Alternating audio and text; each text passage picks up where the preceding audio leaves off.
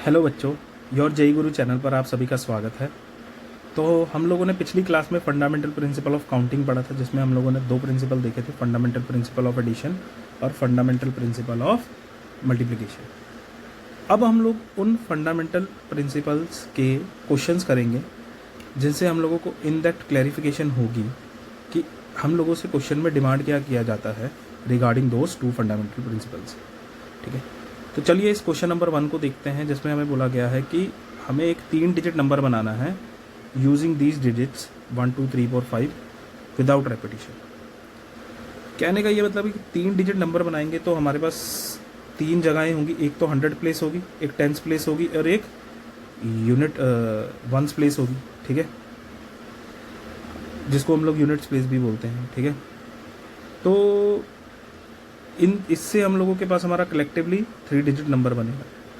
अब सबसे पहले अगर हम लोग, ठीक है, अपनी 100 प्लेस को देखें तो वहाँ पर हमारे पास 5 चॉइसेस हैं।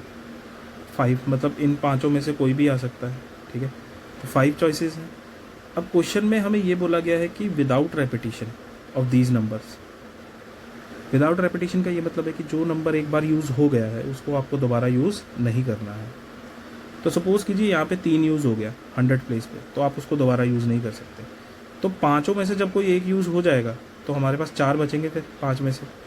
तो फिर अगली 10th प्लेस पे हम लोग जब जो भी नंबर बनेंगे उसके लिए हमारे पास, ठीक है, 4 वेज बचेंगे क्योंकि 4 नंबर बचेंगे।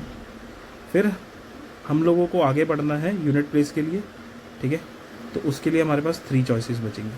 ठीक है, तो हमारे पास total ways of making 3 digit number जो आएगा वो आएगा 5 × 4 × 3। क्यों? क्योंकि 3 डिजिट नंबर तभी बनेगा जब पहले 100 प्लेस भरी जाएगी, फिर यूनिट 10th प्लेस भरी जाएगी, फिर यूनिट प्लेस भरी जाएगी। तो एक के बाद एक काम करना है, तभी तो ओवरऑल टास्क कंप्लीट होगा। तो फंडामेंटल प्रिंसिपल ऑफ काउंटिंग लगेगा इसके केस में। तो 5 × 4 तो वो 20 बनेगा, 20 × 3 तो हमारे पास टोटल नंबर ऑफ वेज कितना आया, 60 वेज आया इस क्वेश्चन का आंसर।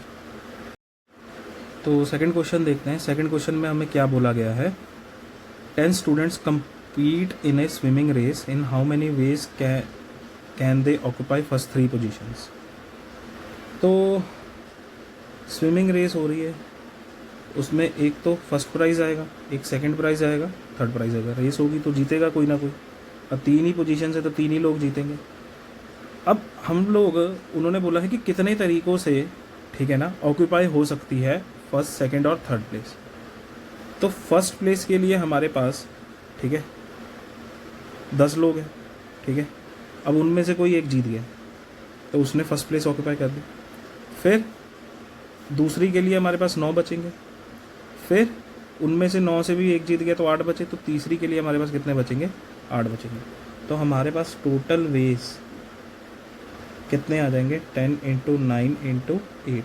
क्योंकि हम लोगों को जब रेस ख़त्म होगी तो हम लोगों को तीनों पोजीशंस ऑक्यूपाई करवानी है, एक के बाद एक करवानी है।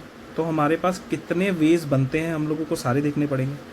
तो सारे वेज को एक के बाद एक देखने के लिए, जैसे फर्स्ट पोजीशन फिल की, सेकंड पोजीशन फिल की, थर्ड पोजीशन फिल की, तो एक के बाद एक टास्क हो रहा है। तो इसमें भी फंडामेंटल प्रिंसिपल ऑफ काउंटिंग लगेगा। तो फंडामेंटल प्रिंसिपल ऑफ मल्टीप्लिकेशन लगेगा। मल्टीप्लिकेशन लगेगा तो मल्टीप्लाई होंगे सारे वेज। तो हमारे पास टोटल आंसर कितना आएगा इसका, 720 वेज। चलिए थर्ड क्वेश्चन देखते हैं। थर्ड क्वेश्चन में हमसे क्या बोला गया है कि 7 flags of different colour, number of different signals that can be transmitted by the use of 2 flags one above the other. अब इस क्वेश्चन में बोला गया कि हमारे पास 7 अलग अलग तरीके के फ्लैग्स हैं। तो अब उन्होंने बोला है कि कितने नंबर ऑफ सिग्नल्स हम लोग जनरेट कर सकते हैं उससे। ठीक है, अलग अलग सिग्नल्स जनरेट कर सकते हैं अलग अलग कलर्स के, जिसमें हम लोग 2 फ्लैग्स का यूज़ कर सकते हैं। मतलब 7 तरीके के हमारे पास कितने हैं, 7 तरीके के डिफरेंट कलर्स के फ्लैग हैं। तो हम लोग क्या करेंगे, 7 फ्लैग्स हैं हमारे पास। ठीक है, बट हमें जो सिग्नल बनाना है, ठीक है, सिग्नल जो हमें बनाना है ना, वो कुछ ऐसा होगा कि यहाँ पे कलर 1 आएगा, यहाँ पे कलर 2 आएगा। ठीक है, तो ऐसे 1 अबव द अनदर बोला हुआ है उन्होंने। ठीक है, तो ऐसा कुछ सिग्नल बनेगा जिसमें एक कलर यहाँ पे होगा, दूसरा कलर यहाँ पे होगा। तो हमारे पास जो पहला मतलब पहला कॉलम होगा जिससे हम लोगों को 2 कॉलम का सिग्नल बनाना है ना, यही बोला हुआ है हमें, ठीक है। डिफरेंट सिग्नल्स बनाने के लिए 2 कलर्स का फ्लैग का यूज़ करके आप डिफरेंट सिग्नल्स बनाइए। तो पहले वाले सिग्नल के मतलब 2 कॉलम्स का अगर बनाना है तो पहले वाले कॉलम के लिए हमारे पास 7 वेज है, ठीक है। अब पहले का कोई भी कलर यूज़ हो गया, अब वो दूसरे में यूज़ नहीं हो सकता क्योंकि हमें डिफरेंट कलर का बनाना है। तो इसमें हमारे पास 6 वेज बचते हैं, ठीक है। तो हमारे पास टोटल वेज जो आते हैं वो टोटल वेज आएंगे 7 × 6। क्यों मल्टीप्लिकेशन क्यों आया? क्योंकि जो सिग्नल है वो एक के पहला बनाओगे, फिर उसके बाद उसके नीचे दूसरे कलर का डालोगे, तो एक के बाद एक करना पड़ेगा। तो एक के बाद एक करना पड़ रहा है, ठीक है। तो इसमें चॉइस नहीं आ रही है हमारे पास, तो हम लोगों के पास चॉइस नहीं आ रही है, तो हम लोगों को एक के बाद एक टास्क करना है, तभी तो हमारा पूरा सिग्नल क्रिएट हो पाएगा 2 फ्लैग्स का यूज़ करके। तो हमारे पास पहले के लिए 7 वेज थे, दूसरे के लिए हमारे पास 6 वेज थे, मतलब 6 डिफरेंट फ्लैग्स थे यूज़ करने के लिए, सिग्नल जनरेट करने के लिए। तो हम लोग टोटल, ठीक है, यहाँ पर वेज की जगह अगर मैं थोड़ा सा लिख दूँ कि टोटल सिग्नल्स, डिफरेंट सिग्नल्स हम लोग कितने जनरेट कर सकते हैं, तो वो ज़्यादा बढ़िया लगेगा। तो टोटल डिफरेंट सिग्नल्स, ठीक है, जनरेटेड, तो दैट विल बी 7 × 6, तो 42 सिग्नल्स हम लोग बना सकते हैं। तो हमारे इस क्वेश्चन का आंसर कितना हुआ? 42 सिग्नल। तो 4th क्वेश्चन देखते हैं। 4th क्वेश्चन में हमसे क्या बोला गया है कि एक लेटर लॉक है जो कंसिस्ट कर रहा है 4 रिंग, और उन पे मतलब रिंग्स बनाए गए हैं अलग अलग, जिस हर रिंग में 26 अल्फ़ाबेट्स इंग्लिश के आ रहे हैं। तो उन्होंने बोला है कि number of ways in which unsuccessful attempts can be made, ठीक है। तो अब ये थोड़ा सा क्वेश्चन पिछले वाले से अलग है। अलग कैसे है कि हमें बोला गया है कि हमारे पास एक ताला है।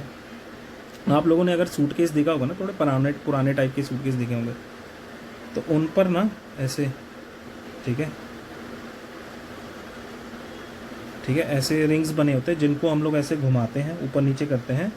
कईयों में नंबर्स भी होते हैं, कईयों में अल्फ़ाबेट्स भी होते हैं, अलग अलग तरीके के पैटर्न्स होते हैं। तो इसमें जो यूज़ किया जा रहा है वो हर रिंग में, मतलब जो पहला रिंग है, दूसरा रिंग है, तीसरा रिंग, चौथा, सब में क्या आ रहा है कि इंग्लिश के 26 अल्फ़ाबेट्स आ रहे हैं।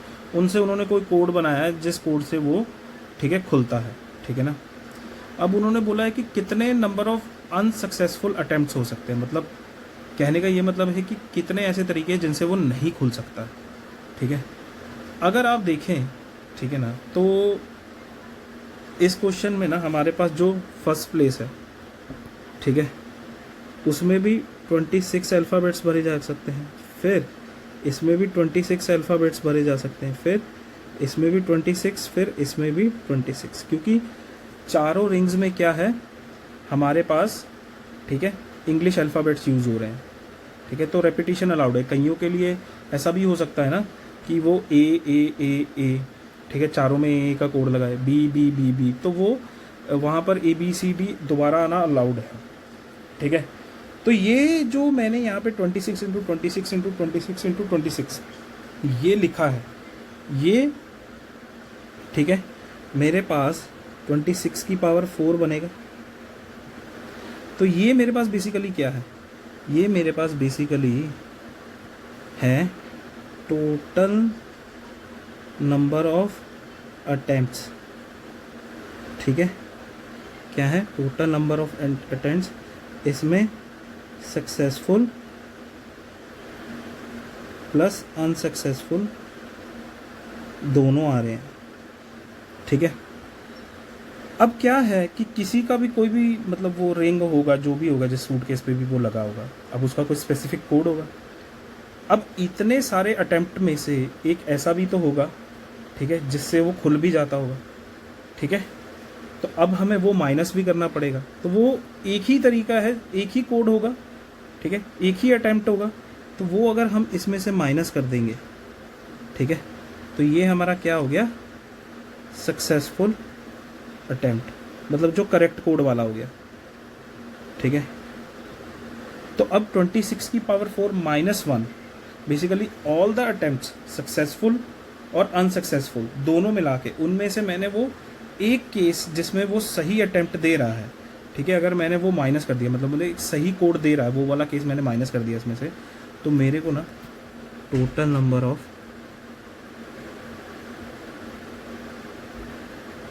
अनसक्सेसफुल अटेम्प्ट्स मिल जाएंगे। तो मेरे इस क्वेश्चन का आंसर कितना होगा, ठीक है, 26 की पावर 4 -1। फिफ्थ क्वेश्चन में हमें बोला गया है कि 1 has 10 different shirts, 5 different trousers, 5 different ties, 3 different pair of shoes. तो उसके बाद 10 शर्टें हैं, 5 ट्राउज़र्स हैं, 5 टाइज हैं और 3 पेयर ऑफ शूज़ हैं, ठीक है। तो in how many different ways can he wear them if, ये ऑप्शन हमें क्या बोला है, wearing all the items is necessary, ठीक है, all the items is necessary हमें बोला गया है। तो उसको पहले शर्ट्स, फिर ट्राउज़र, फिर टाई और शूज़ पहनना पड़ेगा। तो इस केस में ए पार्ट में तो हमें पता है कि टोटल, ठीक है, डिफरेंट वेज जो उसके पास बनेंगे।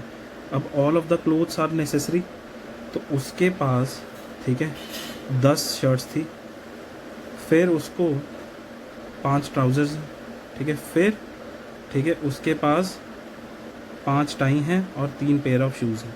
तो इतने उसके पास, ठीक है, डिफरेंट वेज बन सकते हैं जिससे वो तैयार हो सकता है, ठीक है। जब ए पार्ट में हमें क्या बोला गया था कि ऑल द, ठीक है, एक्सेसरीज आर कंपलसरी, मतलब सब कुछ पहनना ज़रूरी है। तो पहले केस का आंसर तो हमारे पास कितना आ गया, 750 वेज आ गया। क्यों? क्योंकि हमारे पास ट्राउज़र्स को पहनने के 10 तरीके हैं, सॉरी, शर्ट्स को पहनने के 10 तरीके, ट्राउज़र्स को 5, फिर टाई पहनने के 5 तरीके हैं, फिर शूज़ पहनने के 3 तरीके हैं, ठीक है। तो हमारे पहले क्वेश्चन का आंसर कितना आता है, 750 वेज। अब दूसरे में हमें क्या बोला गया है कि शर्ट और ट्राउज़र पहनना तो कंपलसरी है, बाकी कंपलसरी नहीं है। तो अब ऐसा भी हो सकता है, अब इसमें केसेस बनेंगे, ठीक है, दूसरे पार्ट में ना जो केसेस बनेंगे, केसेस कैसे बनेंगे, अगर आप लोग ध्यान से देखें तो पहला केस ये बन सकता है, केस 1 हमारे पास ये बन सकता है कि जब वो शर्ट प्लस ट्राउज़र ही पहने, ठीक है। क्यों? क्योंकि अगर आप ध्यान से देखें तो उन्होंने बोला है कि शर्ट और ट्राउज़र कंपलसरी है, तो ऐसा भी हो सकता है कि वो शर्ट ट्राउज़र पहन के निकल जाए बस। तो टोटल वेज उसके केस में उसके पास बनेंगे, ठीक है, टोटल वेज नहीं, हाँ, मतलब टोटल वेज ही लिख लो यहाँ पे, कोई इतना चक्कर नहीं है। तो उसके पास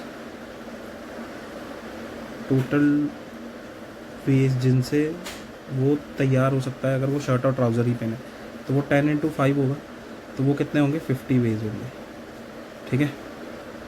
अब केस 2 क्या हो सकता है, ठीक है, केस 2 उसके पास ये हो सकता है कि वो शर्ट भी पहने प्लस ट्राउज़र भी पहने, फिर, ठीक है, टाई भी लगाए, ठीक है। तो तीसरा केस ये बनेगा। अब इसके टोटल वेज कितने बनेंगे, इसके टोटल वेज उसके पास बनेंगे 10, ठीक है, × 5 × 5, तो उसके पास 250 वेज बनेंगे इसके, ठीक है। अब केस 3 जिसमें वो shirt plus trouser plus tie plus shoes ये भी पहन सकता है। क्यों? क्योंकि देखो शर्ट प्लस ट्राउज़र पहनना तो नेसेसरी ही है, कंपलसरी है मतलब, और टाई और शूज़ की उसके पास चॉइस भी है। तो इसलिए केस अलग अलग बन रहे हैं, क्योंकि अगर उनके केसेस में चॉइस आ गई तो वो पहन भी सकता है, नहीं भी पहन सकता है, तो इसलिए केस बन रहे हैं। अगर किसी बच्चे को कन्फ्यूजन है ना इस क्वेश्चन में, तो इस केस क्वेश्चन में चॉइसेस आ रही हैं, इसलिए हम लोग केस अलग अलग बना के कर रहे हैं। तो इसके टोटल वेज हमारे पास कितने आ जाएंगे, इसके आ जाएंगे 10 × 5 × 5 × 3, तो ये हमारे पास बनेंगे 750 वेज, ठीक है। तो हमारे पास इस क्वेश्चन के, ठीक है, टोटल वेज कितने आएंगे, ठीक है, देखते हैं चलो। 50 250, 50 प्लस 250 प्लस 750, तो ये 1050 वेज अलग अलग तरीक़ों से वो तैयार हो सकता है अगर उसको ट्राउज़र और शर्ट कंपलसरी कर दी है। तो 6th क्वेश्चन में हम लोग देखते हैं कि हम लोगों से क्या बोला गया है। कि इसमें बोला गया है कि if there are m monkeys and n available masters, in how many ways monkeys can be given to the masters if a master has any number of monkeys। ठीक है, तो इसमें फिर अगर मास्टर के पास, ठीक है, कितने भी नंबर ऑफ मंकीज़ हो सकते हैं, तो जो पहला मंकी होगा, कलर चेंज कर लेता हूँ यहाँ से, ठीक है, फर्स्ट मंकी के पास, ठीक है, n चॉइसेस होंगी, ठीक है, फिर दूसरे मंकी के पास भी n चॉइसेस होंगी, क्योंकि क्या बोला गया है हमें, फिर ठीक है हमारे पास थर्ड मंकी के लिए भी ऐसे ही n चॉइसेस होंगी। सो ऑन अप टू हमारे पास कितने मंकीज़ थे यहाँ पे, m मंकीज़ थे, mth मंकी के पास भी n चॉइसेस होंगी, ठीक है, ऐसे। तो टोटल हमारे पास, ठीक है, n इंटू यहाँ पे 2 बार लिख दिया है,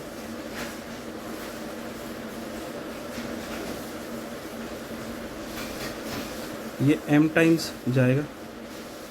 क्यों? क्योंकि यहाँ पर m मंकीज़ है ना, तो उन सब के पास n चॉइसेस हैं और एक सारे मंकीज़ को एक ही टाइम पे डिस्ट्रीब्यूट करना है मास्टर्स के पास, ठीक है।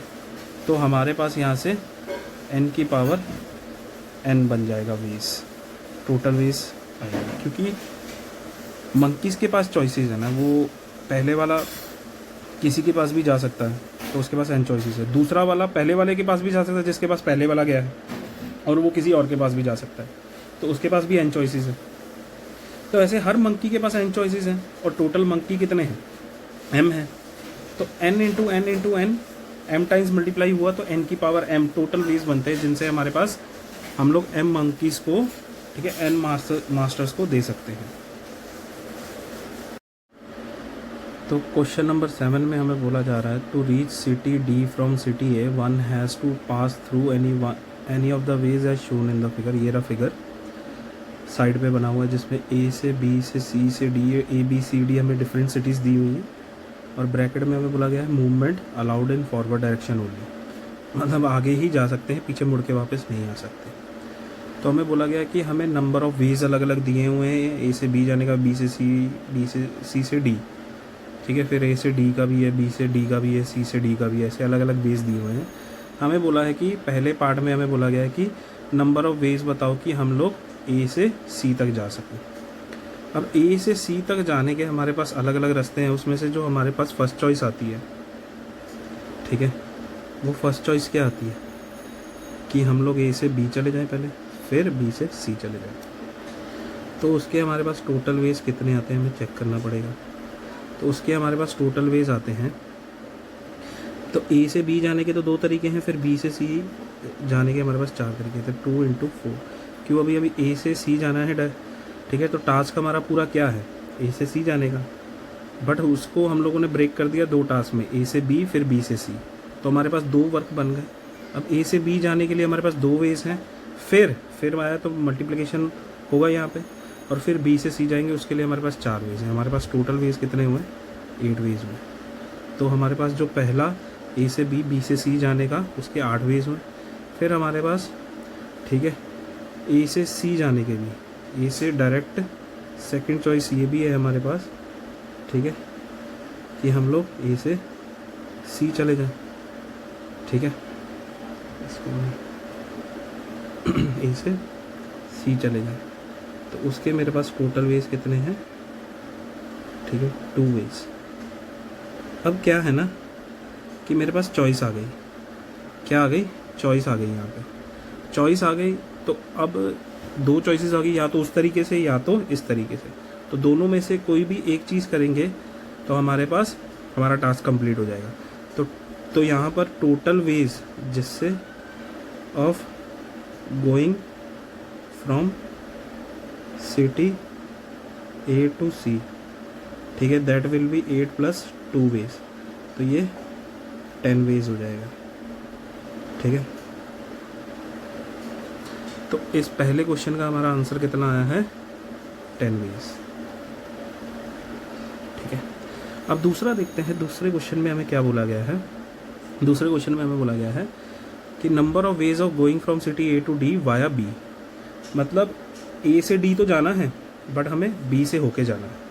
ठीक है, तो हमारे पास कितनी चॉइसेस बन रही हैं यहाँ से हमें देखना पड़ेगा।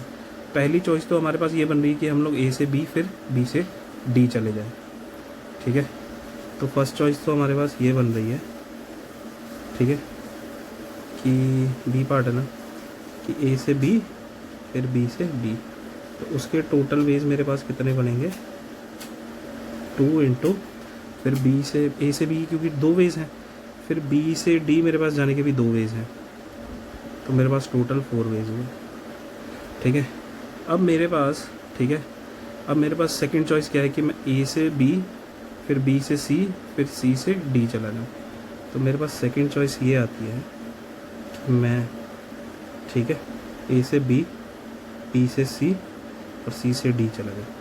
तो उसके लिए मेरे पास टोटल वेज कितनी आएंगी मुझे चेक करना। ए से बी तो देखो मुझे पता है कि 2 वेज हैं, बी से सी कितनी वेज है, बी से बी 4 हैं और सी से डी 3 है, तो 2 इंटू 4 इंटू 3 वेज आ जाएगा, तो टोटल आ जाएगा 24 वेज आ जाएगा इसका आंसर। अब मेरे पास थर्ड चॉइस क्या आती है, अब मुझे थर्ड चॉइस चेक करनी है कि क्या मेरे पास कोई थर्ड चॉइस है। ठीक है, तो अब यहाँ से अगर मैं देखूँ तो ए से बी फिर बी से डी वाला हो गया, अब ए से बी से सी से फिर डी। ठीक है, तो उसके अलावा तो कोई और चॉइस बनती नहीं है, तो हमारे पास थर्ड चॉइस तो कोई आ नहीं रही, तो मैं इसको यहाँ से रब कर देता हूँ। अब देखिए हमारे पास 2 ही चॉइसेस हैं जाने की। ठीक है, तो हमारे पास जो टोटल वेज बनेगी जिससे मैं ए से डी जा सकता हूँ वाया बी, तो वो टोटल वेज कितनी होंगी। ठीक है, तो मुझे फंडामेंटल प्रिंसिपल ऑफ एडिशन लगाना है। क्यों? क्योंकि मेरे पास तो एक तो यहाँ तो ये रास्ता है ए से बी से सी से डी जाने का, तो उसके तो 24 वेज है मेरे पास। यहाँ तो मेरे पास ए से बी फिर बी से डायरेक्ट डी जाने के मेरे पास 4 रास्ते हैं, तो टोटल मेरे पास वेज कितने होंगे। ठीक है, मेरे पास होंगे 4 + 24, तो मेरे पास 28 वेज होंगे। कितने होंगे, इसको मैं रब करके लिख देता हूँ अच्छे से यहाँ पे।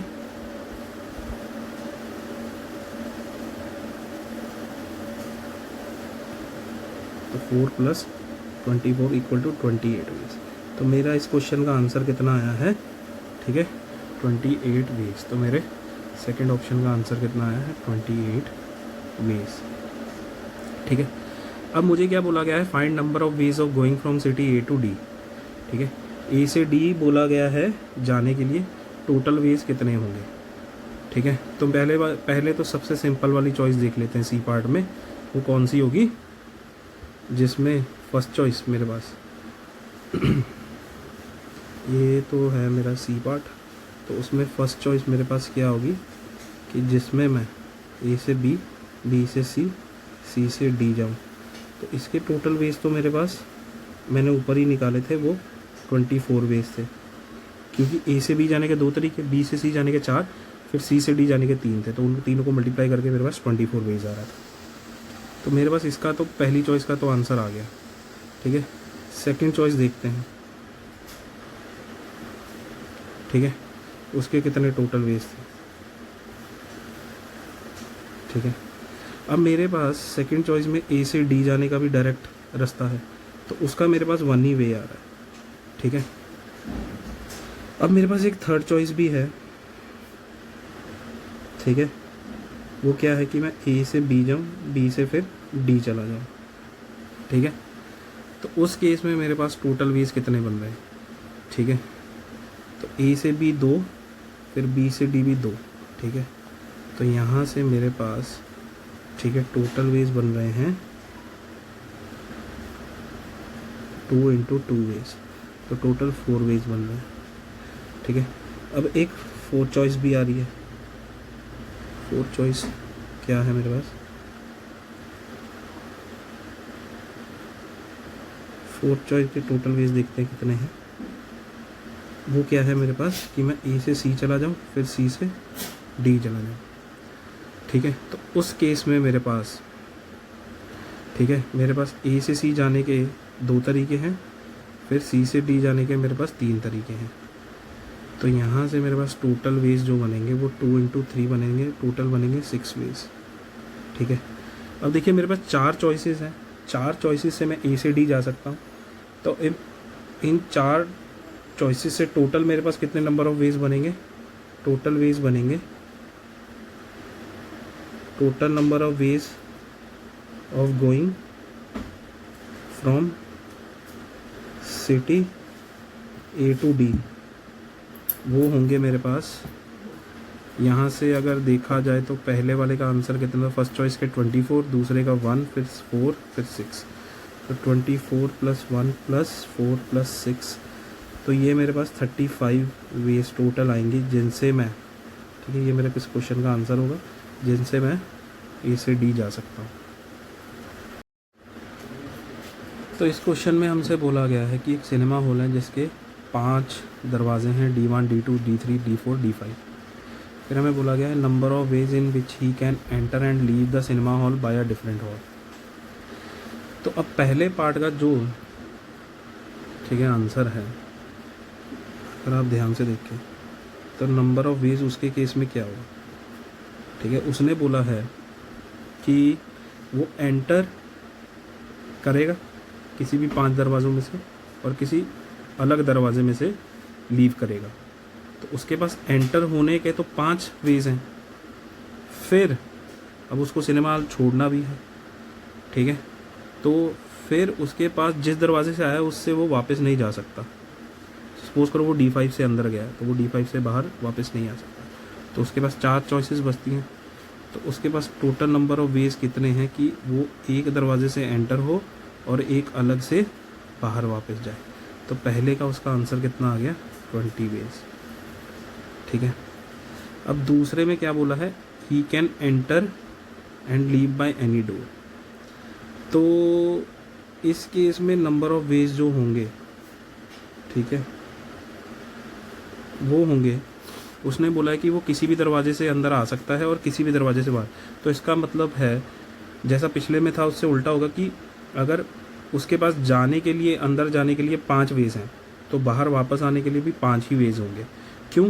क्योंकि इसमें अब हम लोग वो भी दरवाज़ा गिन सकते हैं जिससे वो अंदर एंटर हुआ था, क्योंकि उन्होंने क्या बोला है, वो किसी भी दरवाजे से अंदर और बाहर आ जा सकता है। तो इसका आंसर कितना होगा, 5 × 5, तो टोटल होगा 25 वेज, ठीक है। तो इसका आंसर हमारे पास कितना आया, 25। तो हमारा फर्स्ट और सेकंड पार्ट होता है यहाँ पे। तो उसने बोला है थर्ड पार्ट में क्या बोला है कि he can enter by D1, D2 and leaves by, third part में हमें क्या बोला है कि D1, D2 से एंटर होगा और D3, D4, D5 से बाहर जा सकता है। तो नंबर ऑफ वेज इसके केस में हमारे पास, तो एंटर होने के तो देखो 2 वेज हैं उसके पास, D1 और D2, दोनों में से किसी से भी एंटर हो सकता है। फिर उसके पास D3, D4, D5, ठीक है, उसके पास 3 दरवाजे हैं बाहर जाने के लिए, तो उसके पास 3 वेज हैं। तो ये एंटर करने के, एंटर के और ये लीव करने के वेज हैं, ठीक है। तो यहाँ से उसके टोटल वेज कितने हो गए, 6 वेज हुए। तो इस थर्ड पार्ट के हमारे पास कितने आंसर हुए, टोटल वेज कितने हुए, 6 वेज हुए। तो हमारा थर्ड पार्ट भी यहाँ पे कंप्लीट होता है। तो इस क्वेश्चन में हमें क्या बोला गया है कि इस क्वेश्चन में बोला गया है कि 4 लेटर्ड वर्ड बनाया गया है, किसके लेटर्स की हेल्प से, डॉटर वर्ड के लेटर्स की हेल्प से। 4 lettered word using only the letters from the word daughter if each word is to include G. तो हमें बोला गया है कि 4 लेटर वर्ड जो बनेगा ना वो डॉटर के लेटर्स से बनेगा, ठीक है, डॉटर वर्ड के लेटर से। तो DAUGHTER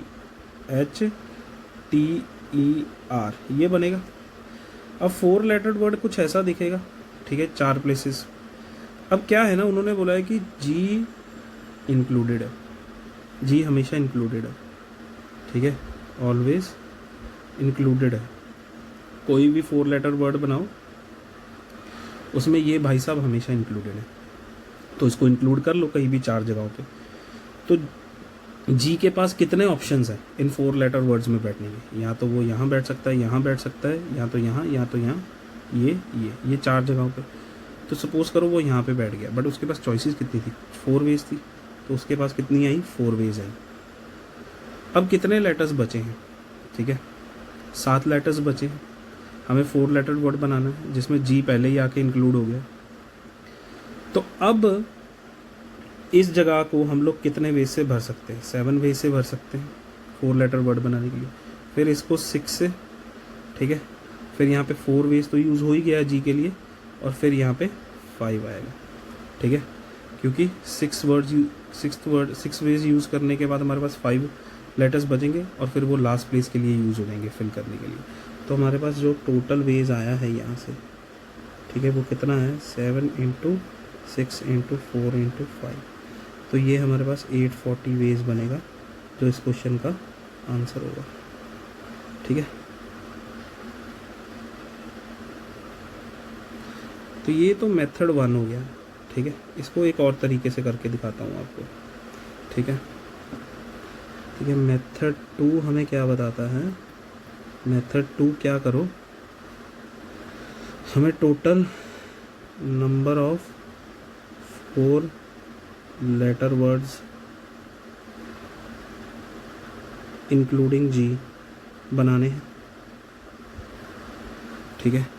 तो यहाँ पे क्या करो आप, वो सारे 4 लेटर वर्ड्स के अरेंजमेंट बनाओ जो डॉटर्स के लेटर्स को यूज़ करके बना रहे हैं, ठीक है। ऑल 4 लेटर वर्ड्स यहाँ पर बनाओ, और उनमें से वो 4 लेटर वर्ड्स माइनस कर दो, ठीक है। 4 letter words that does not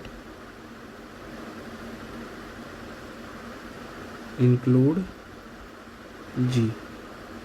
अगर आपके पास, आप ये जो डॉटर लेटर के वर्ड्स हैं, ठीक है, जो मतलब अल्फ़ाबेट्स हैं, ठीक है, अब वो सारे बना के देख लो जितने भी बन रहे हैं, मतलब वो सारे सबको यूज़ करके जितने भी 4 लेटर वर्ड्स बन रहे होंगे वो बना लो। फिर उनमें से वो 4 लेटर वर्ड्स माइनस कर दो जो जिसमें जी नहीं आ रहा है, तो आपके पास बचेंगे कौन से 4 लेटर वर्ड्स, ठीक है, जिनमें जी आ रहा है, तो वो भी तो आपका आंसर होगा, ठीक है। तो यहाँ पर, ठीक है, इसको 8 वेज से फिल किया जा सकता है, फिर इसको 7 वेज से, फिर इसको 6 वेज से, फिर इसको 5 वेज से, क्योंकि डॉटर में 8 लेटर्स आते हैं, तो उनको अलग अलग तरीके से फिल किया जा सकता है 4 पोजीशंस को। फिर हमने ये केस इसमें से माइनस किया है, ठीक है। यहाँ पर अब देखो जी इंक्लूड नहीं हो रहा है, तो डॉटर में से जी गया तो 7 वर्ड्स बचे, तो ये 7 वेज से फिल होगी प्लेस। फिर ठीक है, 6 वेज से ये वाली, फिर ये 5 वेज से, फिर ये 4 वेज से, ठीक है। अब अगर आप लोग ध्यान से देखो, ठीक है, तो इनमें से 7 × 6 × 5, ठीक है, बाहर आ रहा है, अंदर क्या बचा? 8 - 4, तो ये बनेगा 7 × 6 × 5 × 4, जो कि फिर से हमें क्या देगा? 840। तो हमारे इस आंसर का इस क्वेश्चन का आंसर कितना हुआ? 840। तो क्वेश्चन नंबर 10 में देखते हैं, हमें बोला गया है number of words which can be found from the letters of the word machine if vowels में ऑक्यूपाई ऑड पोजीशन। और सेकंड पार्ट में हमें बोला गया है कि अगर वॉवल्स इवन पोजीशन ऑक्यूपाई करते हैं। अब देखिए इसमें क्या बोला गया है कि अब हमारे पास ना मशीन वर्ड है, मशीन, ठीक है। अब इसके 1 2 3 4 5 6 7 टोटल लेटर्स हैं, 7 लेटर्स हैं। इनको अरेंज करेंगे तो डिफरेंट टाइप्स ऑफ विद और विदाउट मीनिंग कोई भी वर्ड बनेगा, ठीक है। तो वो बोल रहे हैं कि अगर इनमें जो वॉवल्स हैं, इन मशीन वर्ड में जो वॉवल्स हैं कौन कौन से हैं? ए आई ई, ये वॉवल्स हैं। और जो बचे एम सी एच एन, ये हमारे पास क्या है? कॉन्सोनेंट्स हैं। अगर किसी ने ABCD अच्छे से पढ़ी है तो उन्हें पता है कि 5 वॉवल्स होते हैं, E-I-O-U, ठीक है, और 21 कॉन्सोनेंट्स होते हैं। तो 26 टोटल अल्फ़ाबेट्स होते हैं, जिनमें से 5 वॉवल्स और 21 कॉन्सोनेंट्स होते हैं। तो अब अगर मैं शफलिंग करूँ इन 7 लेटर्स वर्ड की, तो 7 लेटर वर्ड कुछ ऐसा दिखेगा। 7 पोजीशंस होंगी, 1 1 2 3 4 5 6 7। अब उनमें क्या बोला गया है कि जो वॉवल्स हैं वो ऑड पोजीशन ऑक्यूपाई कर रहे हैं, तो ऑड पोजीशन पहली वाली होगी, दूसरी तीसरी वाली होगी, पांचवी वाली होगी और सातवीं वाली होगी। ठीक है, तो यहाँ से जो टोटल वर्ड्स बन रहे हैं, ठीक है। अब देखिए 3 वॉवल्स हैं और 4 प्लेसेस हैं, तो पहले वॉवल को अगर बैठाएंगे तो उसके पास 4 चॉइसेस होंगी। फिर दूसरा वॉवल्स उठाएंगे, उसके पास 1 बैठ गया तो 3 खाली जगह बची ऑड वाली। अब उन्हीं पे वॉवल बैठाने हैं, 1 तो बैठ गया, 2 बचे हैं, तो जो दूसरा उठाएंगे उसके पास 3 चॉइसेस होंगी। फिर जो लास्ट वाला उठाएंगे वॉवल, उसके पास 2 चॉइसेस होंगी। अब वो इनको बिठा दिया, ये किनका अरेंजमेंट हुआ, वॉवल्स का, वॉवल्स अरेंजमेंट हुआ। ठीक है, अब साथ में हमें कॉन्सोनेंट्स का भी तो अरेंजमेंट करवाना है, तभी तो 7 लेटर वर्ड बनेगा। अब पोजीशन कौन कौन सी बची हैं, 2 4 6 इवन पोजीशंस और 1 ऑड, कोई भी इनमें से कोई भी बचेगी, क्योंकि 3 वॉवल है, 4 ऑड पोजीशंस है, तो 3 पे बैठ गए, 1 तो ऑड भी बचेगी। तो 3 इवन पोजीशंस और 1 ऑड पोजीशंस, 4 लेटर्स हैं आपके पास कॉन्सोनेंट। तो पहले वाले के लिए 4 चॉइसेस होंगी, दूसरे वाले के लिए 3, तीसरे वाले के लिए 2 और लास्ट वाले के लिए 1। तो ये किनका अरेंजमेंट होगा, कॉन्सोनेंट्स का।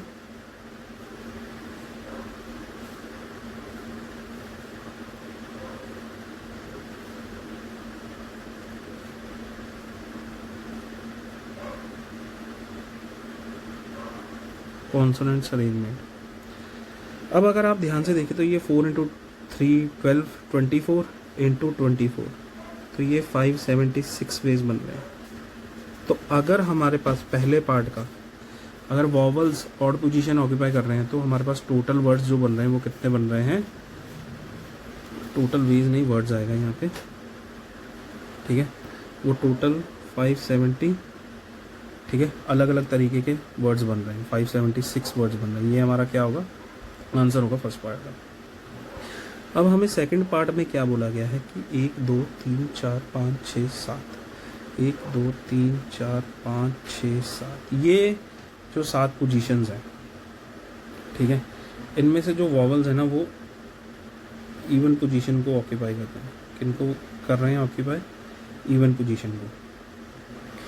अगर इवन पोजीशंस को ऑक्यूपाई कर रहे हैं तो 3 वॉवल्स हैं, ठीक है, तो टोटल वर्ड जो बनेंगे, ठीक है, तो 3 वॉवल हैं ए ई आई। तो पहले वॉवल के लिए 3 चॉइसेस, दूसरे के लिए 2, फिर तीसरे के लिए 1। फिर हमें कॉन्सोनेंट्स का भी अरेंजमेंट कराना है, ठीक है, तो 4 कॉन्सोनेंट्स हैं और 4 ही जगहें हैं, तो पहले के लिए 4 चॉइसेस, दूसरे के लिए 3 चॉइसेस, तीसरे के लिए 2 और चौथे के लिए 1। तो इसमें हमारे पास, ठीक है, 6 इंटू 24 आएगा, तो इसके 144 वर्ड्स बनेंगे नए, जिसमें अगर वॉवल्स हैं जो वो इवन पोजीशन ऑक्यूपाई करें, तो ये सेकंड पार्ट का हमारा आंसर होगा। ठीक है, अब एक और क्वेश्चन देखते हैं इसके बाद। वो हमें क्या बता रहा है कि नंबर ऑफ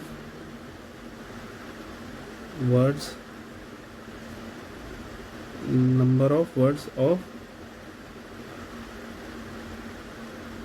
नहीं, इस क्वेश्चन को एक मिनट ज़रा मेरे को थोड़ा याद करने दीजिए। क्वेश्चन क्या था कि number of ways of getting, हाँ, number of ways of getting a 5 letter palindrome. अब किसी को ये नहीं पता अगर पैलिंड्रोम क्या होता है, तो पहले हम लोग उसको बता देते हैं कि पैलिंड्रोम क्या होता है। पैलिंड्रोम बच्चे वो होता है कि कोई भी वर्ड जिसको अगर उल्टा पढ़े, ठीक है, या सीधा पढ़े, वो दोनों साइड से सेम ही प्रोनाउंस हो।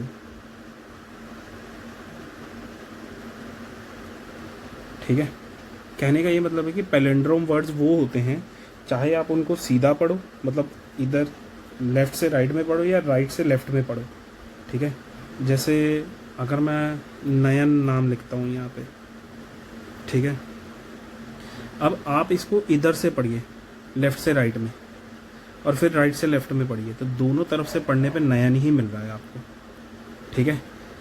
तो उन्होंने बोला है कि अगर इंग्लिश के अल्फ़ाबेट लेटर्स हम लोग यूज़ करें तो एक 5 लेटर पैलिंड्रोम हम लोग कितने तरीके से मिल सकता है। तो उसके लिए 5 लेटर वर्ड कुछ ऐसा दिखेगा। अब क्या है कि अगर आप ध्यान से देखिए, जैसे मैंने ये एग्जांपल लिया था नयन का, अब इसकी फर्स्ट वाली पोजीशन और लास्ट वाली पोजीशन पे सेम आ रहा है, सेकंड वाली पोजीशन पे और सेकंड लास्ट वाली पोजीशन पे सेम आ रहा है, बीच में डिफरेंट आ रहा है, ठीक है। अब क्या है कि अगर मैं इंग्लिश के अल्फ़ाबेट्स उठाऊं तो मेरे पास टोटल कितने हैं, 26 हैं। तो पहली पोजीशन अगर मैं 26 वेज से भरूं, अब मेरे को पैलिंड्रोम बनाना है तो उल्टा सीधा एक समान होना चाहिए, मतलब लेफ्ट से राइट में पढ़ो, राइट से लेफ्ट में पढ़ो, तो दोनों तरीके से सेम प्रोनाउंस करना चाहिए। तो जो पहले पे आएगा वही लास्ट पे आएगा। तो इसको फिल करने के तो मेरे पास 26 वेज हैं, बट जहां यहां पर जब कोई लेटर बैठ गया, सपोज करो ए ही बैठ गया, तो लास्ट में ए ही बैठेगा, ठीक है ना। तो यहां पर फिल करने का फिर एक ही तरीका हो जाएगा, और वो कौन सा होगा, जो फर्स्ट पोजीशन पे ऑक्यूपाई करेगा, ठीक है, जो भी लेटर वहां पे आएगा। अब दूसरे पे भी, ठीक है, दूसरे पे भी 26 चॉइसेस है हमारे पास, ठीक है, दूसरे पे भी हमारे पास 26 चॉइसेस हैं, और सेकेंड लास्ट पोजीशन पे भी जो सेकेंड पोजीशन पे आ रहा है वही उसी पे आएगा। तो इसके पास तो एक ही चॉइस बचती है फिर, और फिर भाई साहब यहाँ पे जो भरेंगे उसके लिए भी हमारे पास 26 चॉइसेस आती है, ठीक है। तो हमारे पास 5 लेटर पैलिंड्रोम वर्ड जो बनेगा वो बनेगा 26 की पावर 3, ठीक है। ये हमारा इस क्वेश्चन का आंसर होगा, ठीक है। अब एक और क्वेश्चन करते हैं।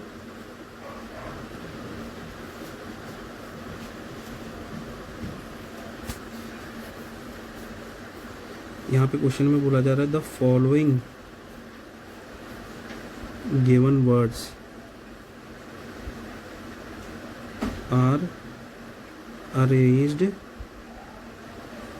According to a dictionary, then find the rank of the following words, ठीक है। अब इसमें पहला वर्ड हम लोग ले रहे हैं मदर, दूसरा वर्ड हम लोग ले रहे हैं टफ, ठीक है, तीसरा वर्ड हम लोग ले रहे हैं सचिन, और चौथा वर्ड हम लोग ले रहे हैं नाइफ, ठीक है। इसको क्या हो गया, चौथा वर्ड हम लोग ले रहे हैं नाइफ, ठीक है। अब जब भी ऐसी प्रॉब्लम्स आए ना, मतलब जिसमें हम लोगों को बोला जाए कि रैंक ऑफ द वर्ड निकालो, अगर इन वर्ड्स को डिक्शनरी के अकॉर्डिंग अरेंज कर दिया जाए, तो अगर आप लोगों ने कभी पढ़ाई की है तो कभी मतलब छोटी क्लासेस में डिक्शनरी लेके जाते थे जब इंग्लिश पढ़े, आपने कभी डिक्शनरी खोल के देखी होगी, तो सबसे पहले अल्फ़ाबेटिकली सारे वर्ड्स आते हैं, मतलब पहले ए वाला आता है, फिर बी वाला आता है, फिर सी वाला आता है, फिर डी वाला आता है, ऐसे ही आता है, ठीक है। तो वो सारे अल्फ़ाबेटिकली अरेंज होते हैं। तो उसमें फिर कोई पोजीशन पे जाके तुम्हें जो तुम्हारा रिक्वायर्ड वर्ड होता है जब वो तुम्हें मिलता है, ठीक है, तो वो जितने वर्ड्स के बाद आता है, जौन सी पोजीशन जितने वर्ड्स के बाद और जिस पोजीशन पे आ रहा है उसी को हम लोग उसका रैंक बोलते हैं, ठीक है। तो अगर आप लोग देखें ध्यान से तो हमारे पास पहले वर्ड का बोला गया है कि मदर वर्ड है, उसको हम लोगों ने डिक्शनरी के अकॉर्डिंग अरेंज किया, मतलब अल्फ़ाबेटिकली अरेंज किया। तो जो मदर वर्ड है उसका डिक्शनरी में कौन से नंबर पे रैंक आएगा, ठीक है। तो हमसे ये बोला गया है, तो अगर मदर यहाँ पर हम लोग देखें मदर को, तो मदर को अगर मैं अल्फ़ाबेटिकली अरेंज करूँ, ठीक है, मदर ये रहा, तो A B C D E आता है पहले, फिर क्या आता है F G H, तो ये हो गया, ये हो गया, I J K L M N M आता है, फिर O आता है, फिर R आता है, फिर T आता है। तो मतलब अल्फ़ाबेटिकली मदर को अरेंज करने पे हमें वो कुछ ऐसा मिलेगा। तो अब जब डिक्शनरी खोलेंगे तो अल्फ़ाबेटिकली A वाले वर्ड आएंगे, B वाले आएंगे, C, बट हमें मदर चाहिए। तो मदर के लिए हमें अगर शुरू करना है, ठीक है, तो A B C D E F G H I, फिर M वाली लाइन में आएगा। बट उससे पहले अगर हमारे पास जो रिक्वायर्ड वर्ड्स हैं, मतलब जो हमारे पास जो गिवन वर्ड्स हैं, अगर उनकी हम डिक्शनरी बनाएं, तो उसमें अगर अल्फ़ाबेटिकली अरेंज कर दिए जाए मदर वर्ड को, तो उसमें जो डिक्शनरी खोलने पे हमें सबसे पहले लेटर्स मिलेंगे वो ई अल्फ़ाबेट के मिलेंगे। क्यों? क्योंकि अगर मदर्स को अरेंज किया जाए according to dictionary, mother words के अल्फ़ाबेट्स को, तो ई उसमें सबसे पहले आ रहा है, क्योंकि A B C D E आ रहा है, फिर E F G H, फिर I J K L M, फिर O आ रहा है, फिर P Q R आ रहा है, फिर S T मतलब T आ रहा है। तो अगर आप ऐसे A B C D का बोलें तो A E H M O R T, ठीक है, जो भी है ये अल्फ़ाबेटिकली लिख लिया गया है। अब ये टोटल कितने वर्ड्स हैं? 6 हैं। तो 1 2 3 4 5 6। अब आपको रैंक निकालना है, मैं बताता हूँ कैसे निकालते हैं। अब अगर उन्होंने डिक्शनरी खोली इन वर्ड अल्फ़ाबेट से बनाई गई है, तो उसमें सबसे पहले ई के आ रहे हैं, तो ई को आपने फर्स्ट पोजीशन पे फिक्स कर दिया। अब ई फिक्स कर दिया आपने पहली पोजीशन पे, तो ई वाले वर्ड्स आते जाएंगे, ठीक है। तो ई वाले आएंगे तो इसके बाद कितनी खाली जगह बचती है? 1 2 3 4 5। तो इन 5 जगहों पे, ठीक है, आप इनको, ठीक है, ये 5 वर्ड्स को कितने तरीके से अरेंज कर सकते हैं? ठीक है, 5 × 4 × 3 × 2 × 1 वेज से, तो ये 120 वेज से यहाँ पे अरेंज हो जाएगा। फिर ई हो गया, ठीक है, फिर एच वाले आएंगे, ठीक है, ठीक है, फिर वो भी 5 × 4 × 3 × 2 × 1 120 वेज से हमारे पास सारे एच वाले वर्ड होंगे, ठीक है, एच वाले वर्ड्स होंगे, ठीक है ना, जो अरेंज होंगे, ठीक है। फिर डिक्शनरी के आगे बढ़ेंगे तो हमारे पास एम वाले वर्ड्स आएंगे, ठीक है, 1 2 3 4 5। अब एम हमें चाहिए क्योंकि हमें मदर का रैंक चाहिए, तो एम वाली जब लाइन आएगी तो हम रुक जाएंगे, तो एम को हम यहाँ पे फिक्स कर देंगे, अब इसको हिलाएंगे नहीं, ठीक है। तो अब इनमें से एम कैंसिल हो गया, यहाँ से एम हट गया, क्योंकि एम हमें चाहिए, ई नहीं चाहिए था, एच नहीं चाहिए था, ई वाले वर्ड्स नहीं चाहिए थे ना, एच वाले चाहिए थे। तो डिक्शनरी के पन्ने पलटे, ई वाले निकल गए, एच वाले निकल गए, बट जब एम वाले आए हम रुक गए, क्योंकि उन्हीं में से कहीं पे हमें मदर वर्ड मिलेगा, ठीक है। तो एम वर्ड, ठीक है, पे आके हम लोग रुक गए, एम को हमने वहाँ पे फर्स्ट पोजीशन पे फिक्स कर दिया। अब फिर से हम अल्फ़ाबेटिकली, अब जो हमने ऊपर अल्फ़ाबेटिकली लिखे थे ना, EHORT, ठीक है, अब उनमें से फिर से यहाँ वाली पोजीशन पे ई आएगा, ठीक है। क्यों? क्योंकि क्या होता है कि जब ए वाले ख़त्म हो जाते हैं, पहला वर्ड अगर ए वाला ख़त्म हो जाता है, तो उसके बाद जो दूसरा अल्फ़ाबेट आता है डिक्शनरी में, वो भी ABCD ऐसे ही स्टार्ट होता है, ठीक है ना। तो इसमें भी दोबारा अल्फ़ाबेटिकली ही चलेंगे, तो ई आएगा, तो बची 4 प्लेसेस पे, ठीक है, 4 वर्ड्स कैसे अरेंज होंगे?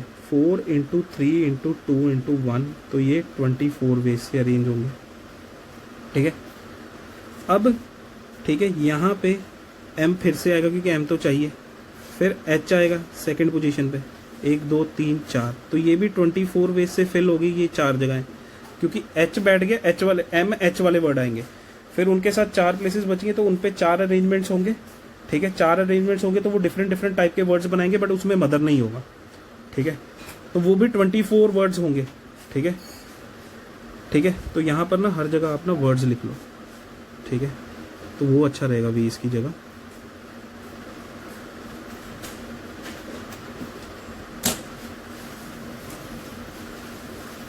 यहाँ पे भी और यहाँ पे भी।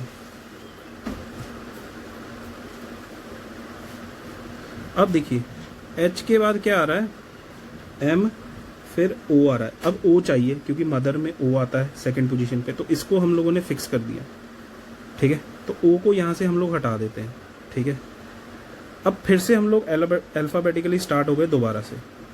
अब यहाँ पे ई आ गया, 4 जगहें बची थी।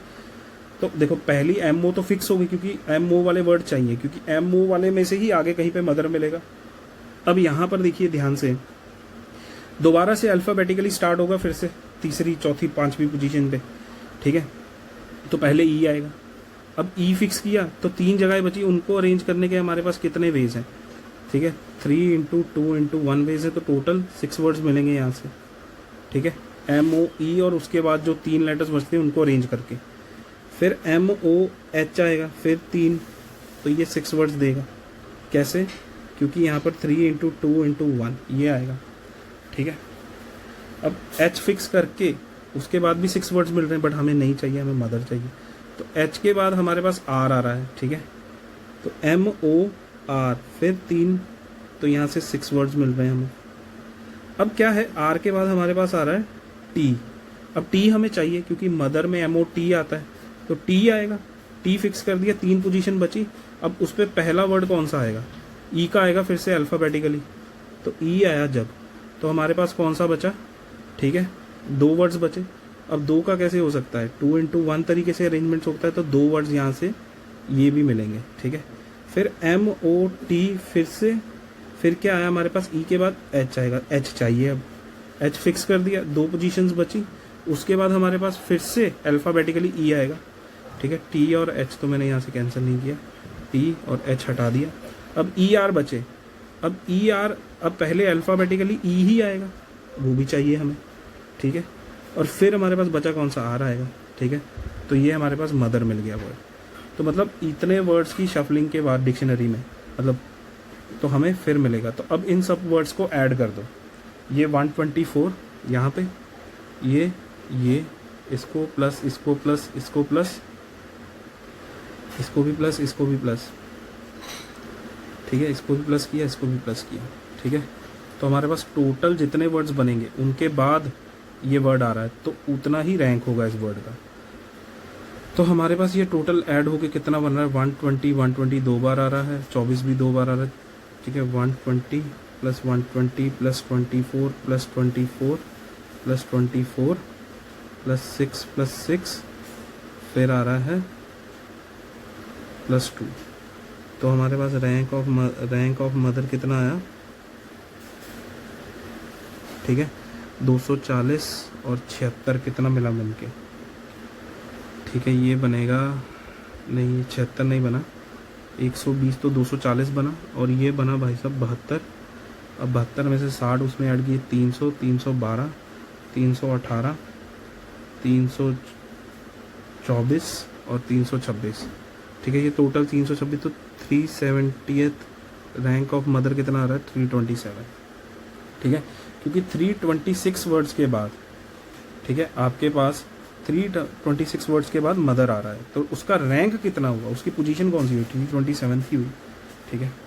अब हमारे पास टफ वर्ड है, सेकंड वाला देखते हैं। हमारे पास टफ वर्ड है, ठीक है। इसको अल्फ़ाबेटिकली अरेंज करें तो हमारे पास ABCDEFG, जी आएगा पहले, फिर एच आएगा, फिर IJKLMNO, ओ आएगा, PQRST, फिर यू आएगा। तो ये हमारे पास अल्फ़ाबेटिकली इसको अरेंज करके वर्ड्स बन रहे हैं। तो सबसे पहले जी को यहाँ पे फिक्स किया, तो हमारे पास 4 वैकेंसीज बची हैं, क्योंकि अल्फ़ाबेटिकली चलना है। अब ये जो 5 वर्ड्स हैं इनसे डिक्शनरी बनानी है। अब इनसे डिक्शनरी बनाएंगे हम लोग, ठीक है। इनसे डिक्शनरी बनाएंगे तो जी वाले वर्ड सबसे पहले आएंगे डिक्शनरी में, ठीक है।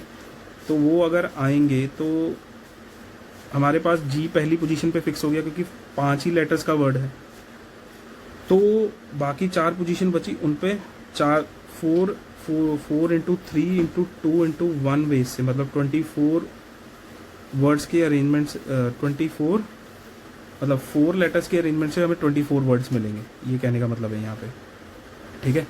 फिर हमको, ठीक है, जी वाला नहीं चाहिए, फिर एच आएगा 1 2 3 4, फिर से हमें 24 वर्ड्स मिलेंगे यहाँ पे, क्योंकि 4 पोजीशंस है और 4 लेटर्स को अरेंज करना है। फिर हमारे पास ओ वाले आएंगे, ठीक है, तो वो भी हमें कितने दे रहे होंगे, 24 वर्ड्स ही दे रहे होंगे, क्योंकि हमें ओ भी नहीं चाहिए। फिर हमें टी मिलेगा, टी हमें चाहिए तो हम टी को फिक्स कर लेंगे फर्स्ट पोजीशन पे। फर्स्ट पोजीशन पे फिक्स किया तो दूसरी पोजीशन पे फिर से जी वाले वर्ड आएंगे।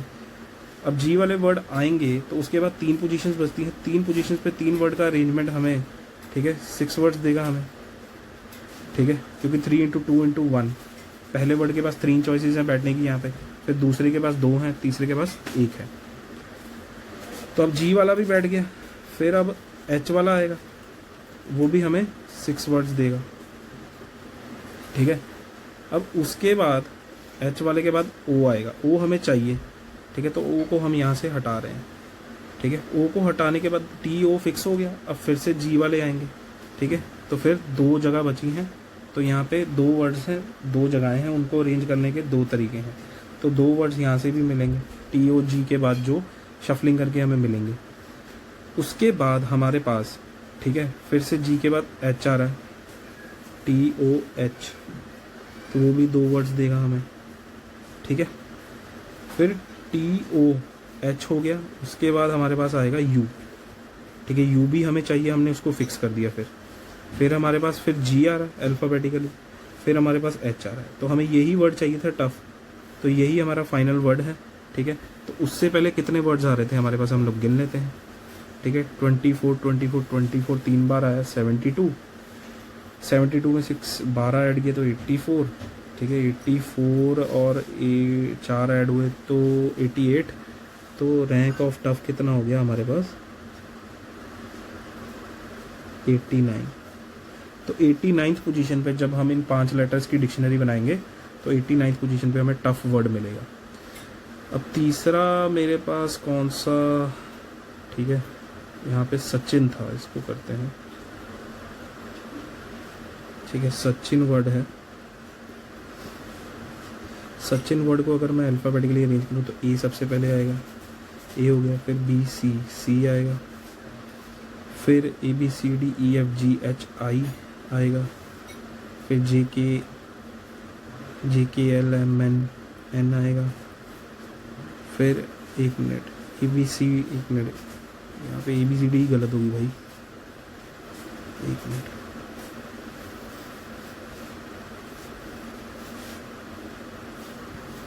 यहाँ पे सचिन वर्ड को अगर अरेंज करना है हमें तो ए आएगा अल्फ़ाबेटिकली, फिर सी आएगा, फिर एच आएगा, ठीक है, फिर आई आएगा, फिर एन आएगा, तो फिर एस आएगा, ठीक है। अब देखिए क्या है कि ए वर्ड के लेटर सबसे पहले डिक्शनरी में आएंगे तो कितने टोटल वर्ड्स हैं, ये 6 हैं, तो 5 पोजीशंस बची। अब 5 वर्ड्स हैं और 5 पोजीशंस हैं, तो उन पे 120 वेज से अरेंज हो सकते हैं, तो 120 वर्ड्स यहाँ से मिलेंगे हमें, ठीक है। फिर सी वाले आएंगे, वो भी 5 होंगे, 120 वर्ड्स वो होंगे। फिर एच वाले आएंगे, वो भी नहीं हमें चाहिए, तो 120 वर्ड्स वो भी मिलेंगे, वो भी हमने आगे निकाल दिए, ठीक है। तो अब एच के बाद आई वाले आए, फिर एन वाले आए, ये सब हमें 120 वर्ड्स देंगे जो हमें नहीं चाहिए, ठीक है। हमें एस चाहिए, ठीक है, क्योंकि सचिन में एस सबसे पहले आता है, तो एस आया, ठीक है, तो उसको हमने वहीं पे फिक्स कर दिया, तो वहाँ से हटा दिया। अब अगर ए चाहिए उसके बाद, तो ए ही आ रहा है अल्फ़ाबेटिकली भी, दोबारा से चेक करें, ये भी चाहिए, तो इसको भी फिक्स कर दिया यहाँ पे, तो इसको भी कट कर दिया। फिर सी चाहिए अल्फ़ाबेटिकली, वही आ रहा है, तो ठीक है, उसको भी यहाँ से कट कर दिया, ठीक है। अब फिर एच चाहिए, तो अल्फ़ाबेटिकली भी एच ही आ रहा है, ठीक है, और फिर अल्फ़ाबेटिकली आई चाहिए और आई आ रहा है, फिर एन आ रहा है अल्फ़ाबेटिकली, वो भी एन ही चाहिए। तो इन सब वर्ड्स के बाद हमारे पास यही पोजीशन डायरेक्ट हमारे पास सचिन की बनेगी। तो ये टोटल हमारे पास कितने वर्ड्स बन रहे हैं, 1 2 3 4 5, 120 को 5 बार मल्टीप्लाई किया तो 600 वर्ड्स बने, ठीक है। तो ये पोजीशन पे होगा 601 पोजीशन पे, ठीक है, क्योंकि ये टोटल हमारे पास मिलके 600 पोजीशंस बना रहे हैं, ठीक है। अब 600 पोजीशंस के बाद सचिन वर्ड आ रहा है, तो रैंक सचिन का कितना हो गया डिक्शनरी में, रैंक ऑफ सचिन वो हमारे पास हो गया 601। ठीक है, ये हो गया। अब इसके बाद तो लास्ट फोर्थ पार्ट को भी देखते हैं, जिसमें हमें बोला गया है नाइफ वर्ड है हमारे पास, इसका रैंक बताओ क्या होगा। तो अल्फ़ाबेटिकली अगर इसके लेटर्स को अरेंज किया जाए तो ई एफ पहले आएगा, आई आएगा, फिर एन आएगा, फिर के आएगा। तो अगर उस डिक्शनरी को खोला जाए तो सबसे पहले हमें ई वाले वर्ड मिलेंगे, और ये 5 लेटर वर्ड्स हैं तो 4 पोजीशंस वेकेंट बचेंगी। अब हमारे पास 4 वर्ड्स हैं तो 4 वर्ड्स को 4 पोजीशन पे 24 वेज से हम लोग अरेंज कर सकते हैं, तो 24 वर्ड्स मिलेंगे हमें यहाँ पे। ठीक है, फिर हमें ई वाले नहीं चाहिए, आगे एफ़ वाले मिलेंगे। ठीक है, वो भी 24 ही मिलेंगे वर्ड्स। ठीक है, फिर आगे आई वाले आएंगे, एन वाले आएंगे।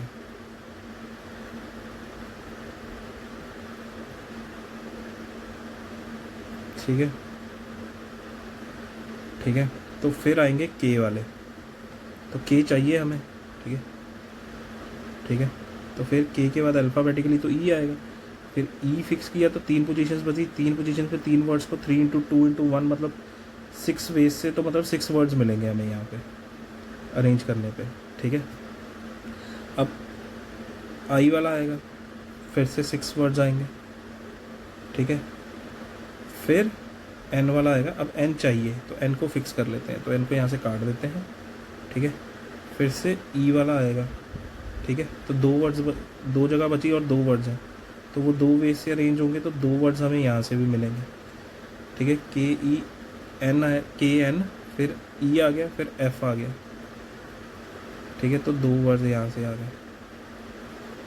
ठीक है, तो एफ़ के बाद आई आ रहा है अल्फ़ाबेटिकली, तो आई आएगा, तो वो भी हमें चाहिए। ठीक है, तो अब हम आई हटा रहे हैं और आई को वहाँ पे फिक्स कर रहे हैं। अब उसके बाद ई आएगा। ठीक है, एक जगह बची है, वहाँ पर एक वर्ड अरेंज होगा, तो वो 1 वर्ड देगा हमें। ठीक है, अब ई के बाद कौन सा आएगा, एफ़ आएगा, और एफ़ हमें चाहिए तो इसको भी फिक्स कर दिया। अब उसके बाद एक जगह बची, वहाँ पर एक ही लेटर बचा, कौन सा, क्योंकि एफ़ यहाँ से जब हमने काट दिया तो बचा ई, अब वहाँ पर ई ही आएगा। ठीक है, अब ई आया तो हमें यही नाइफ वर्ड बन रहा है और यही नाइफ हमें चाहिए था। ठीक है, तो अब ये नाइफ वर्ड कौन सी पोजीशन पे आ रहा है हमें चेक करना है। तो यहाँ से अगर तुम चेक करो तो ये 24 24 24 4 टाइम्स आ रहा है, तो ये 96 बने। 96, 102, 108, 108, 10। ठीक है, नहीं एक मिनट, तो ये 96 बना यहाँ से 4 बार। 96 में 6 ऐड हुआ एक बार, तो 102, 108, 110, 112। ठीक है, 113। तो नाइफ वर्ड से पहले 113 वर्ड्स आ रहे हैं। ठीक है, बिफोर नाइफ। ठीक है, तो 140th पोजीशन पे हमें, ठीक है, हमें कौन सा वर्ड मिल रहा है, नाइफ मिल रहा है जो हमें चाहिए। तो रैंक ऑफ नाइफ कितना हो गया, ठीक है, 140।